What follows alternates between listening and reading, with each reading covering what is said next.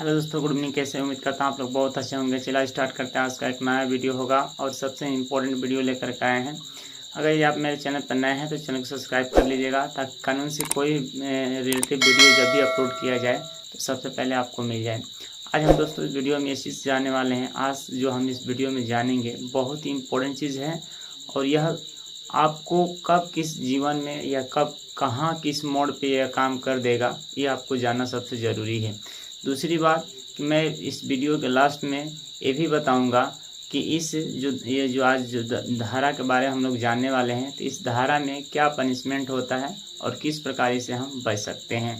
तो आइए दोस्तों वीडियो को शुरू करते हैं और देखते हैं कि आज की जो बीएनएस की 122 धारा है इसके बारे में हम विस्तार से जानेंगे और क्या क्या इसमें होता है। दूसरी बात कि अगर यदि आप थंबनेल देखें तो थंबनेल देखकर ही समझ गए होंगे कि इस वीडियो में हम लोग क्या जानने वाले हैं। अगर यदि कोई किसी को फोर्स करता है तो उस पर कौन सी धारा लगती है या उस कौन सा सज़ा होता है या किस प्रकार का अपराध होता है या उससे हम कैसे बच जाएंगे, इसके बारे में भी हम लोग जानेंगे। तो सबसे पहले हम एक चीज़ करके जानते हैं दोस्तों, और सबसे पहले हम ये जानेंगे आखिर वो कौन सा अपराध है जो बीएनएस की धारा 122 के अंतर्गत आता है। अगर यदि कोई किसी व्यक्ति को हड़काता है या कोई किसी व्यक्ति को उकसाता है या उसे पीड़ित समझकर या अचानक उसे उकसाना प्रारंभ कर देता है और उकसा करके और किसी व्यक्ति के प्रति अगर यदि उसे कोई इस तरह का घटना करवा देता है जिसका कोई कल्पना भी नहीं किया जा सकता है, या मान लीजिए कि जो उकसाता है उकसाने वाले जो व्यक्ति होते हैं उसका वह इरादा नहीं होता है कि सामने वाले को ज़्यादा पीड़ित किया जाए या सामने वाले का ज़्यादा आघात किया जाए, इस तरह के इरादे से वो लेकर के उसे उकसाता नहीं है। और उकसाने के बाद अगर यदि वो सामने वाला व्यक्ति जा करके सामने वाले व्यक्ति को अगर यदि कोई कुछ कर देता है तो इस स्थिति में ऐसे व्यक्तियों पर बीएनएस की धारा भारतीय न्याय संहिता की धारा 122 उपधारा यानी एक भारतीय न्याय संहिता की जो 122 धारा है उसमें उपधारा 1 के अंतर्गत यह अपराध आते हैं। अब इसको थोड़ा हम एग्जाम्पल दे करके समझते हैं कि दोस्तों कि ये चीज़ कंसेप्ट क्लियर हो जाए। मान लीजिए ए और बी एक कोई व्यक्ति है और वह एक ही क्लास में यानी एक ही स्कूल में पढ़ाई करते हैं। तो जब वो दो ए व्यक्ति बी को क्या कहता है, उसको कालू कह करके पुकारता है, या यदि कोई व्यक्ति ए है और बी को नाम न रख करके बी को क्या करता है कालू नाम धर के पुकारता है, कालू को गुस्सा आ जाता है और उसको एक थप्पड़ मार देता है। तो ऐसे व्यक्तियों पर अगर यदि वह कालू एक थप्पड़ मार देते हैं, ऐसे व्यक्तियों पर उसको बीएनएस की 122 धारा लागू होगी। उपधारा 1 में यह बात कहा गया है। दूसरी बात कि अगर यदि इस तरह के अपराध हो जाते हैं तो ऐसे अपराधों में कितना सज़ा होता है और क्या इसमें पनिशमेंट होता है और किस प्रकार का आर्थिक दंड होता है, तो ये भी जान लेते हैं। तो सबसे पहले हम ये जानेंगे कि यदि कोई व्यक्ति इस तरह का अपराध करता है तो यह अपराध एक तरफ से नॉर्मल होता है और ऐसे में उसे एक माह का करवास होता है। जी हाँ दोस्तों, आपको सुनकर भी थोड़ा अचानक ऐसे लगेगा कि 1 महीना का भी करवास होता है क्या? हाँ दोस्तों, 1 दिन का भी करवास होता है। तो वैसे व्यक्तियों को 1 महीना का करवास दिया जाएगा, साथ ही साथ उसे 5000 का आर्थिक दंड भी दिया जाता है। अब इस तरह का अपराध हो जाता है तो क्या हम उसमें बेल पाएंगे, ये भी हम बताएंगे वीडियो के लास्ट में। अब हम भारतीय न्याय संहिता यानी 122 की उपधारा 2 के बारे में हम जानते हैं।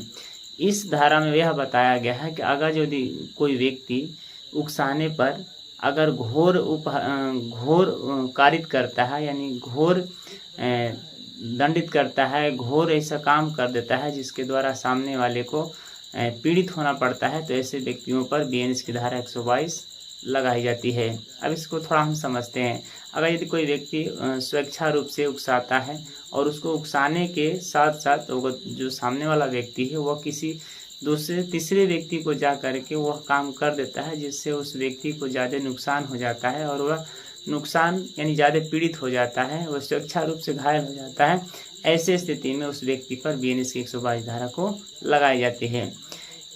थोड़ा सा अब ये चीज़ हम जान लेते हैं दोस्तों कि इसको हम कंसेप्ट क्लियर करने के लिए हम एक एग्जाम्पल ले लेते हैं छोटा सा। तो सबसे छोटा एग्जाम्पल क्या होगा, जिस मान लीजिए कोई 2 व्यक्ति हैं और उसमें एक तीसरा व्यक्ति है। वह तीसरे व्यक्ति जो एक व्यक्ति है उसको उसने चढ़ाया है कि यह आपको गाली दे रहा था। वह व्यक्ति उठा तो उसको क्या कर दिया, किसी डंडे या किसी हथियार से प्रहार कर दिया। यानी उस स्थिति में वो क्या समझा ना बूझा और उस बात को उकसाने पर या कहने पर आ करके उस व्यक्ति के ऊपर प्रहार कर दिया, वो भी किसी डंडे या किसी हथियार से। तो ऐसे व्यक्ति पर बीएनएस की धारा 122 लगाई जाती है, क्योंकि यह धारा एक जो लगाई जाती है यह बहुत एक पीड़ित है और एक घटना ज़्यादा स्ट्रॉन्ग वाले हैं, क्योंकि इसमें यह मर्डर केस में भी आते हैं। तो यह 101 के अंतर्गत भी इसको रखा गया है।